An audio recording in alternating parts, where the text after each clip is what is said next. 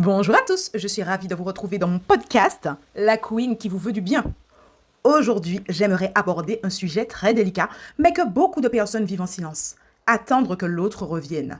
Il y a des moments où, après une séparation, on ne souhaite pas forcément reprendre une histoire. Parfois, ce que l'on attend vraiment, c'est que l'autre prenne conscience de ses erreurs, qu'il se remette en question, qu'il reconnaisse ce qu'il a fait, qu'il s'excuse. Et cette attente-là, elle est profondément humaine. Parce qu'au fond, on n'attend pas toujours la personne, on attend la reconnaissance. Et puis, une validation de ce qu'on a vécu, une preuve que notre douleur était légitime, alors on attend, et en silence, en espérant. Mais le problème, c'est qu'à force d'attendre que l'autre revienne, on recommence doucement à s'oublier. On met sa vie entre parenthèses. On reste émotionnellement accroché. On surveille les signes. On interprète des silences.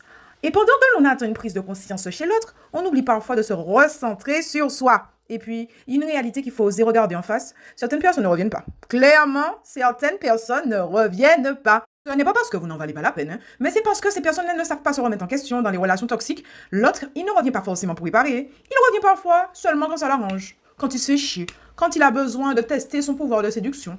Ou des fois, il ne revient même pas du tout. Et attendre indéfiniment des excuses qui ne reviendront jamais, eh bien, ça peut nous permettre de rester dans un schéma de prison émotionnelle. Puis, il arrive ce moment où on comprend enfin que l'on attend peut-être pour rien. Des excuses, des explications. Et puis une prise de conscience se fait. Parce que continuer à attendre, c'est continuer à donner du pouvoir à quelqu'un.